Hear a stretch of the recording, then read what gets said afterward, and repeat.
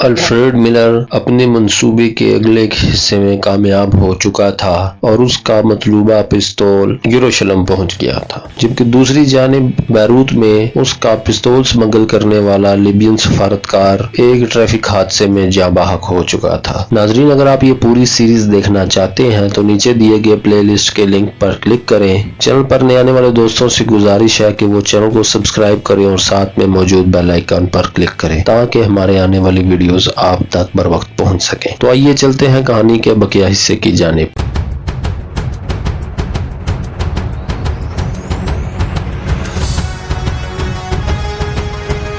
بہر کا وقت تھا، سرد ہوا کے ہلکے ہلکے جھونکے خنجر کی کاٹ کی طرح جسم کو چیر رہے تھے۔ چاروں طرف تا حد نگاہ برف کا فرش بچھا ہوا تھا۔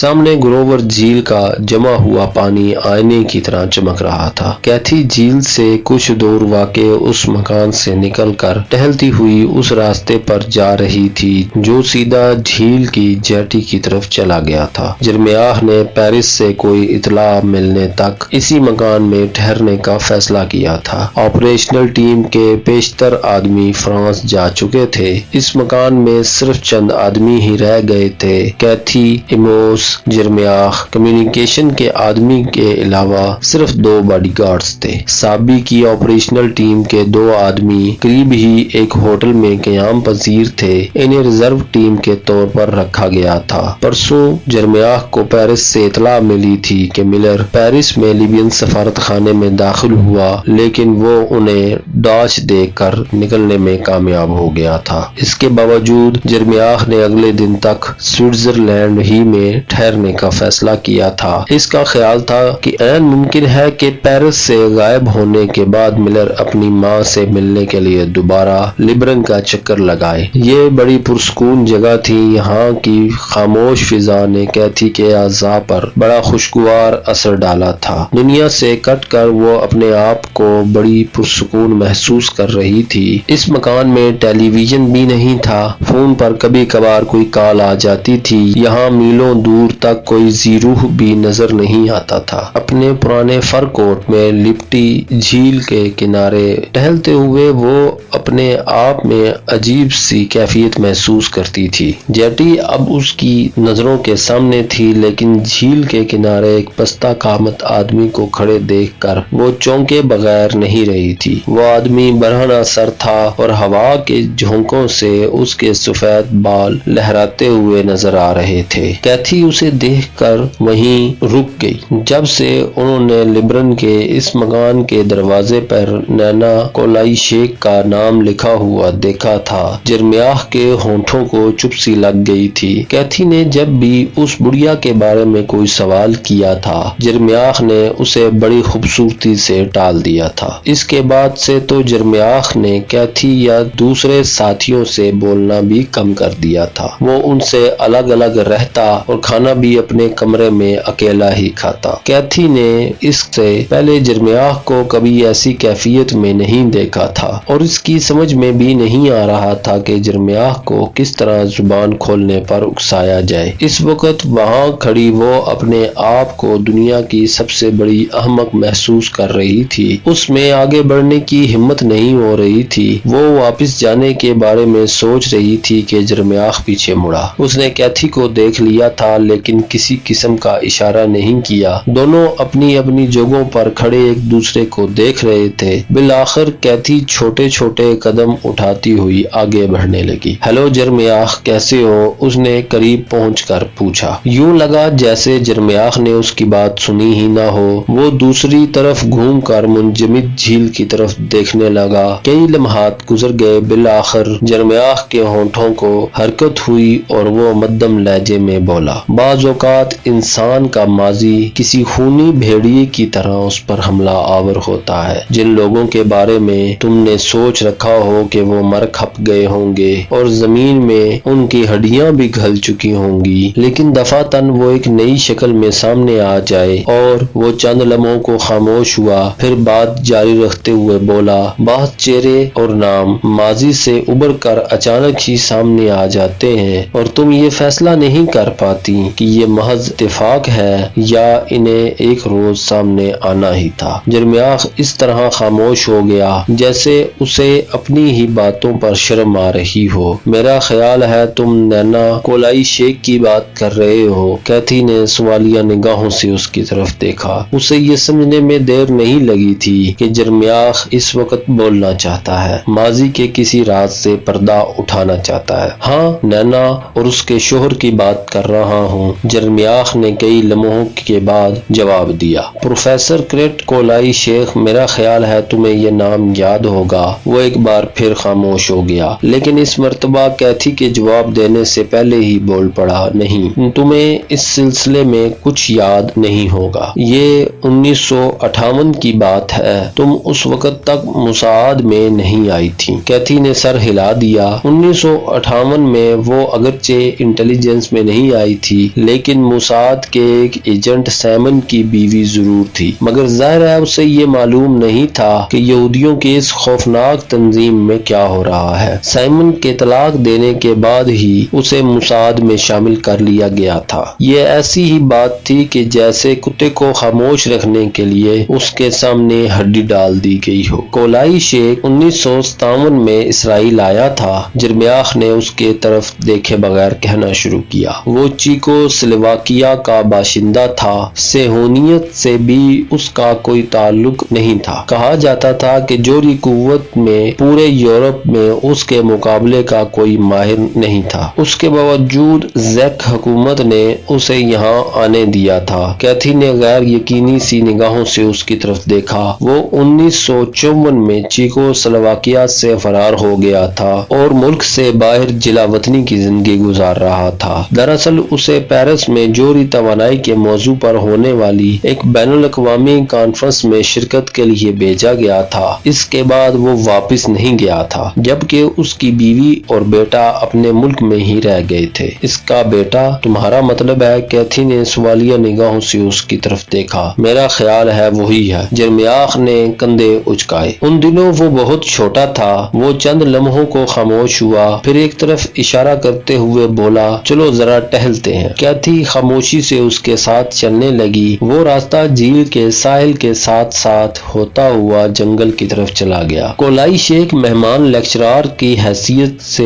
یورپ کی مختلف یونیورسٹیوں میں 3 سال تک لیکچر بھی دیتا رہا۔ 1957 میں وہ یروشلم یونیورسٹی کے فزکس کے شعبے سے وابستہ ہو گیا تھا۔ اسے ویزمان انسٹی ٹیوٹ آف سائنس میں فیلو ریسرچر کی حیثیت سے ہی تعینات کیا گیا تھا۔ وہاں اس کی بڑی قدر تھی۔ وہ ایک ذہین سائنسدان ہونے کے علاوہ ایک نفیس اور ہمدرد انسان بھی تھا۔ لوگ اسے پسند کرتے تھے، یوں کہہ لو کہ وہ ہر شخص کا پسندیدہ آدمی تھا، لیکن میرا خیال ہے تمہارا نہیں، کیتھی نے کہا۔ اس نے کوشش کی تھی کہ اس کے لہجے سے طنز نہ ظاہر ہونے پائے۔ تم شروع سے ہی اس پر کسی قسم کا شبہ کر رہے تھے، میں نے غلط تو نہیں کہا؟ دوسری جنگ عظیم کے دوران جرمیاخ نے اس کے سوال کو نظر انداز کرتے ہوئے کہا، وہ یہودیوں کو مدد فراہم کرنے اور انہیں پناہ دینے جیسی خفیہ سرگرمیوں میں مصروف رہا تھا، لیکن اس کا یہ راز فاش ہو گیا اور جرمنی کی اسپیشل پولیس گسٹاپو نے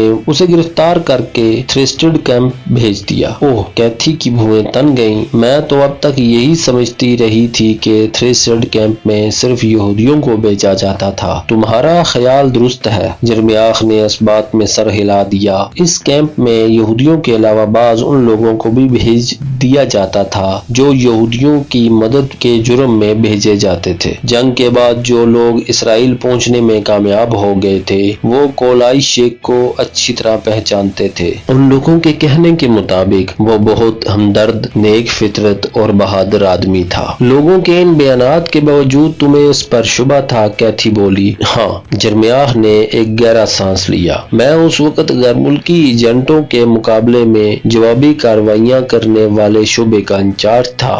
ان دنوں ہم نجف میں ایک ٹیکسٹائل ملز کے پلانٹ کی آڑ میں ایک بہت بڑے ایٹمی ری ایکٹر کی تنصیب کا کام کر رہے تھے۔ یہ ہمارا خفیہ منصوبہ تھا۔ روسیوں کو ہمارے بارے بارے میں کچھ شبہ تو تھا، لیکن وہ کوئی مثبت معلومات حاصل کرنے میں کامیاب نہیں ہو سکے تھے۔ ان کے ایجنٹ ری ایکٹر میں داخل ہونے کی 2 کوششیں کر چکے تھے، مگر کسی میں انہیں کامیابی نہیں ہوئی۔ ایک کوشش کے دوران ہم نے ان کے ایک آدمی کو بھی پکڑ لیا تھا۔ KGB کی ایک ٹیم نے فرانسیسی کمپنی لی باور کے دفتر میں داخل ہو کر اس سلسلے میں کچھ معلومات حاصل کرنے کی کوشش بھی کی تھی۔ یہی کمپنی ہمیں ری ایکٹر کی تعمیر کے سلسلے میں آلات فراہم کر رہی تھی۔ وہ دونوں ٹہلتے ہوئے اس جگہ پہنچ چکے تھے جہاں سے سرکنڈے کی جھاڑیوں کا طویل سلسلہ شروع ہوتا تھا۔ جرمیاہ نے جھک کر ایک ٹوٹا ہوا سرکنڈا اٹھا لیا اور اسے دونوں ہاتھوں سے موڑ کر توڑ دیا۔ روسی یہ معلوم کرنے کی سرتوڑ کوشش کر رہے تھے کہ ٹیکسٹائلز مل کی آڑ میں کیا کھچڑی پک رہی ہے۔ اس کے لیے وہ بڑی سے بڑی قیمت بھی ادا کرنے کو تیار تھے۔ ان کی پچھلی ساری کوششیں ناکام ہو چکی تھیں۔ اب وہ اعلیٰ سطح پر کسی ایسے آدمی کی خدمات حاصل کرنا چاہتے تھے جو نیوکلیئر فزکس کو سمجھتا ہو۔ اس کے لیے اس شخص سے بہتر اور کون ہو سکتا تھا جو کمیونسٹ نہ ہو، یہودیوں کا ہمدرد ہو اور ہمارے سائنسی ماہرین کے اندرونی سرکل میں داخل ہو چکا ہو۔ اور پھر کیتھی نے اس کی خاموش ہونے پر سوالیہ نگاہوں سے اس کی طرف دیکھا۔ اس کے بعد میں نے ایک ایسا فیصلہ کیا جس کی میرے تمام ساتھیوں نے مخالفت کی تھی۔ میں نے اس مخالفت کی پرواہ نہ کرتے ہوئے کولائی شیخ کی نگرانی شروع کرا دی۔ ہم 6 مہینے تک اس کی ایک ایک حرکت کی نگرانی کرتے رہے۔ اس کی فون کالز اور ڈاک بھی سینسر کی جاتی رہی، لیکن کوئی مشتبہ بات سامنے نہیں آئی۔ اس کا کردار بے داغ ثابت ہوا تھا۔ بالآخر میں نے اس کے ماضی کو کھنگالنے کا فیصلہ کیا۔ ہم نے اسرائیل کے اندر غیر ممالک میں رہنے والے ان تمام لوگوں سے رابطہ قائم کیا جو اس کے ساتھ ریسرڈ کیمپ میں رہ چکے تھے۔ 5 مہینے گزر گئے لیکن میں مایوس نہیں ہوا۔ بالآخر ایک کلو مل ہی گیا جس سے آگے بڑھنے کا راستہ صاف ہو سکتا تھا۔ میامی میں رہنے والے ایک بوڑھے نے ہمیں اس کے بارے میں عجیب و غریب کہانی سنائی۔ وہ بوڑھا کیمپ میں کچھ عرصہ تک کولائی شیخ کا روم میٹ بھی رہ چکا تھا۔ اس نے ہمیں یہ دلچسپ بات بتائی کہ جنگ کے آخری دنوں میں کولائی شیخ کا کیمپ کی ایک نازی خاتون آفیسر سے معاشقہ چل رہا تھا۔ اس جرمن لڑکی کا تعلق ایک قصبے سے تھا اور اس کا نام ایو شیونٹ تھا۔ ہمارے گواہ کے بیان کے مطابق وہ بڑی سنگ دل اور بے رحم خاتون تھی، لیکن کبھی کبھار خلاف توقع وہ قیدیوں کی ہمدرد بھی بن جاتی۔ ایسے مواقع پر وہ خوبرو مرد قیدیوں کے ساتھ دل لگی کا مظاہرہ بھی کرتی رہتی۔ پھر ایک روز یہ دلچسپ انکشاف ہوا کہ وہ کولائی شیخ کے عشق میں مبتلا ہے۔ کولائی شیخ شروع میں تو بہت گھبرایا، لیکن ایک موقع پر ایوا نے جب اس کی جان بچائی تو کولائی شیخ بھی اس کی طرف مائل ہو گیا۔ ہوا یوں کہ کچھ قیدیوں کو آشوز کیمپ میں بھیجے جانے کے احکامات ملے تھے۔ تم جانتی ہو کہ آشوز میں صرف ان یہودیوں کو بھیجا جاتا تھا جن کی زندگی کے دن گنے جا چکے ہوں۔ قیدیوں کی اس فہرست میں کولائی شیخ کا نام بھی موجود تھا، لیکن ایوا نے فہرست میں سے اس کا نام نکال دیا۔ جرمیاہ ایک لمحہ کو خاموش ہوا، پھر بات جاری رکھتے ہوئے کہنے لگا، ہم نے یہاں اور پراگ میں اس کا ریکارڈ چیک کرنا شروع کیا۔ ان دنوں وہاں کی حکومت نے ابھی ہمارا سفارت خانہ بند نہیں کیا تھا اور وہ لوگ نازی جنگی مجرموں کی تلاش میں ہمارے ساتھ تعاون کر رہے تھے۔ اس طرح